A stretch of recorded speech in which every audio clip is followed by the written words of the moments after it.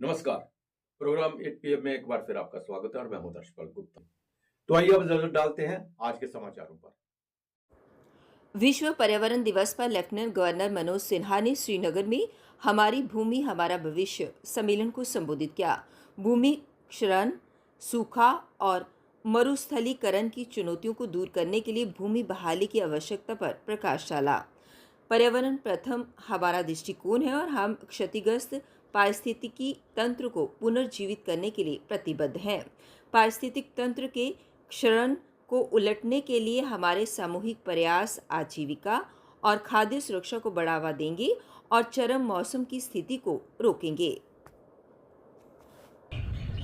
Environment activist और स्वयंसेवी संस्थाओं से जुड़े हुए साथियों की कार्यप्रणाली और विचार अलग अलग हो सकते हैं, लेकिन हमारी सामूहिक सोच इस आधार पर टिकी है कि किसी भी हालत में इंसान तथा अस्तित्व के संबंधों को मजबूत बनाना है और इसलिए एनवायरमेंट फर्स्ट का विजन ही हम सबके लिए नागरिकों के नाते या प्रशासन के नाते उपयुक्त होगा। मुझे याद है 2009 में एक फिल्म आई थी जिसका नाम था अवतार।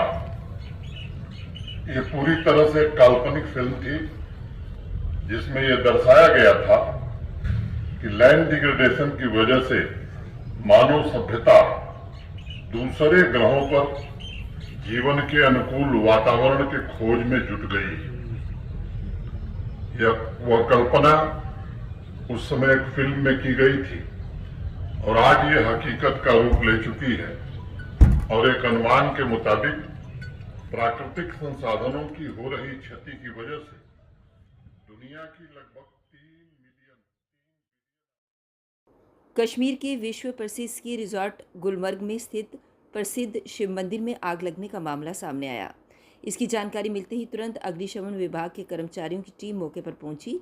कड़ी मुशक्कत के बाद आग पर काबू पा लिया गया। आधिकारिक सूत्रों ने बताया कि गुलबर्ग में महारानी मंदिर के नाम से प्रसिद्ध शिव मंदिर में करीब 3:45 पर आग लग गई। गुलमर्ग अग्निशमन केंद्र, जिला प्रशासन, भारतीय सेना और स्थानीय पुलिस द्वारा समय पर की गई कार्यवाही के बावजूद लकड़ी से बने इस प्रतिष्ठित मंदिर को भारी नुकसान पहुंचा है। अधिकारियों ने कहा कि आग लगने के कारणों का पता लगाया जा रहा है। पुलिस ने तथ्यों का पता लगाने के लिए मामला दर्ज कर लिया है। जम्मू कश्मीर में लोकसभा चुनाव परिणाम कई मायनों में महत्वपूर्ण है। कश्मीर के सियासी अखाड़े से दूर रहकर भी प्रधानमंत्री नरेंद्र मोदी ने मैदान मार लिया।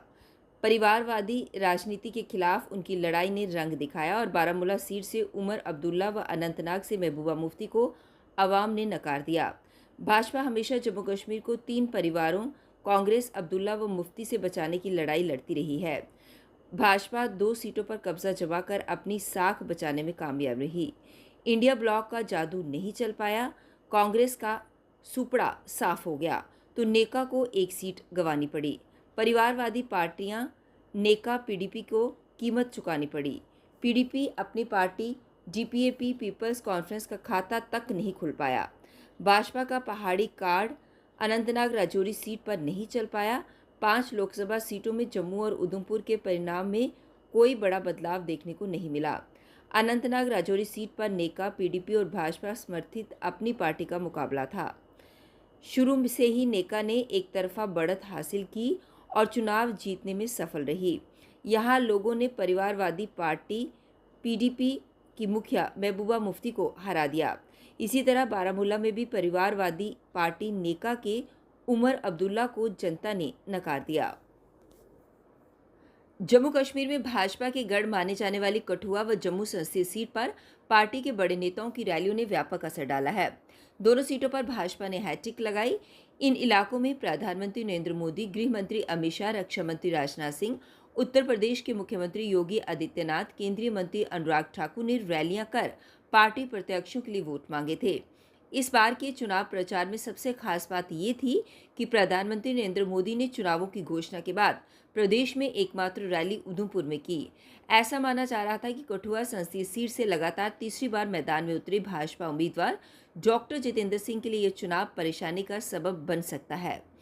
राजनीतिक विश्लेषकों का मानना था कि उम्मीदवार को एंटी इनक्वेंसी का सामना करना पड़ेगा, परंतु उधमपुर के मोदी ग्राउंड में 12 अप्रैल को हुई पीएम की रैली ने डॉक्टर जितेंद्र सिंह की नैया को पार लगाने में बड़ी मदद की।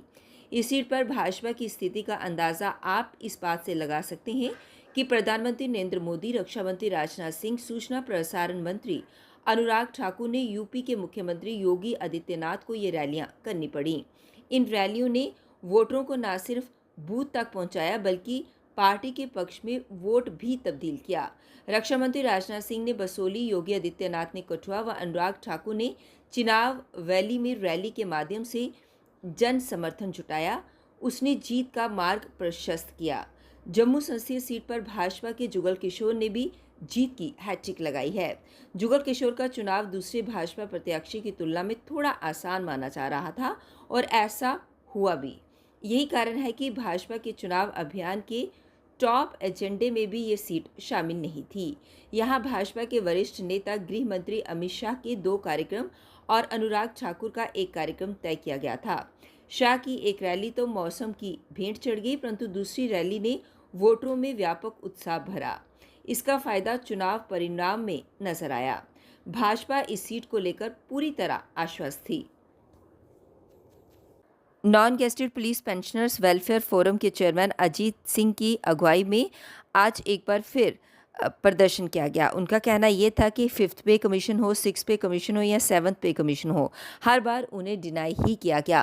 कितनी हुकूमतें आई और हर बार उन्हें झांसे के सिवा और कुछ नहीं मिला। अपनी मांगों को लेकर वो एलजी प्रशासन के पास भी गए थे। उन्हें भी वहाँ से यही आश्वासन मिला था कि उनका जो काम है वो प्रायोरिटी बेस पर होगा, लेकिन अभी तक जो उनका मांग है, जो उनका काम है, वो अभी तक पूरा नहीं किया गया। इसी को लेकर उन्होंने प्रदर्शन के माध्यम से अपनी बात रखी। हमारे इस मसले को हल करने की किसी ने हमाकत नहीं की, तो लिहाजा आपके माध्यम से हम लास्ट ईयर अब 1.5 साल हो गया, एलजी साहब के पास भी गए। एलजी साहब ने भी आश्वासन दिया था कि आपके मसले को प्रायोरिटी बेस पर हल किया जाएगा। लिहाजा अब 1.5 साल से भी ऊपर हो गया, तो हमें आज तक ये नहीं पता चला कि वो हमारा एप्लीकेशन, जब वो हमारी रिप्रेजेंटेशन कहाँ गई। अभी दूसरा मसला ये है कि जो कंप्यूट है, ये पंजाब, हरियाणा और गुजरात गवर्नमेंट ने 10 साल 8 महीने का दिया है, जबकि हमारे जो यहाँ पर रिटायरियों का 15 साल ये कंप्यूट काटा जाता है। This is lot of injustice, ये बहुत बड़ी बेइंसाफी है। और फिर देखने वाली बात ये है कि ये rate of interest, standard rate of interest लगाया जाता है 12% से ऊपर। तो अब सीनियर सिटीजन को जो रेट ऑफ इंटरेस्ट है वो मिनिमम रेट है, लिहाजा वो रेट भी पूरा लिया जाता है और ये 15 साल काटा जाता है। तो हम ये एलजी साहब से और चीफ सेक्रेटरी साहब से ये रिक्वेस्ट करेंगे कि इस मसले को पंजाब, हरियाणा और गुजरात की तारीफ है, इस मसले को उसी आर्डर की इम्प्लीमेंट करके और जितने भी रिटायरीज हैं इन सबको इसका मुफाद दिया जाए और इनके साथ इनको ताकि राहत मिले।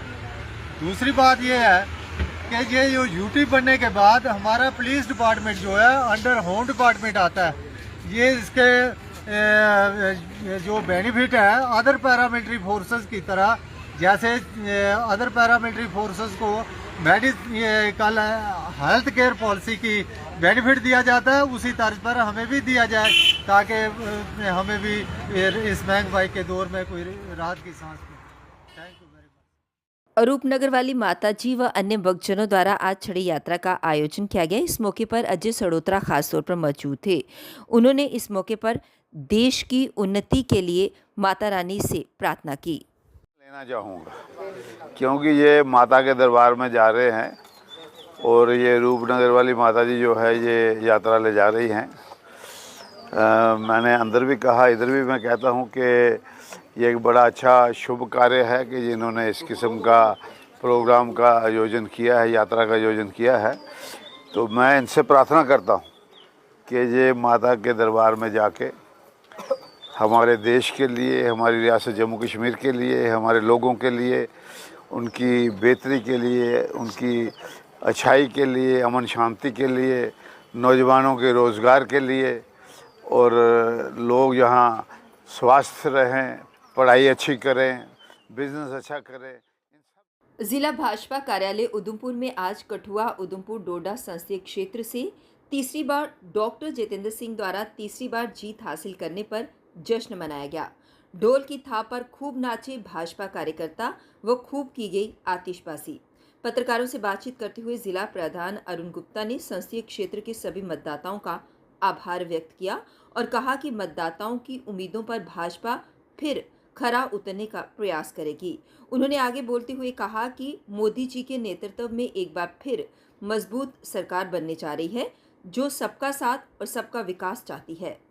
जिस तरह से जो है ये चुनाव चला, जिस तरह का दुष्प्रचार इस चुनाव में किया गया, जिस तरह के कुछ मुद्दे ऐसे लिए गए, कुछ ऐसे पार्टी के अगेंस्ट कुछ ऐसी चीज़ों को भड़काया गया कि ये संविधान बदल देंगे, ये बदल देंगे, लोग इनके बहकावे में नहीं आए। उन्होंने इनके जितनी भी चालें थी उसको जो है विफल किया और हमारे डॉक्टर जितेंद्र सिंह जी को भारी बहुमत से जो जिताया है। मैं उधमपुर की जनता का, इस पार्लियामेंट्री कॉन्स्टिट्यूंसी की जनता का, खासकर उधमपुर डिस्ट्रिक्ट का मैं बहुत आभारी हूँ कि सबसे ज़्यादा लीड जो है हमने उधमपुर डिस्ट्रिक्ट से उनको दी है। और आने वाले चुनावों में भी हम पार्टी को भी आश्वस्त करते हैं, हम जनता को भी आश्वस्त करते हैं, जनता के भी काम करेंगे और पार्टी को यहाँ से हर जो सीट चुनाने वाला चुनाव है हम जिता के हम अपने कैंडिडेट। जुगल किशोर शर्मा की जीत पर पंडित प्रेमनाथ चौक में जश्न मनाया गया। जश्न का माहौल रहा और इस मौके पर पंडित प्रेमनाथ डोगरा जी की प्रतिमा पर फूलमाला भी अर्पण की गई।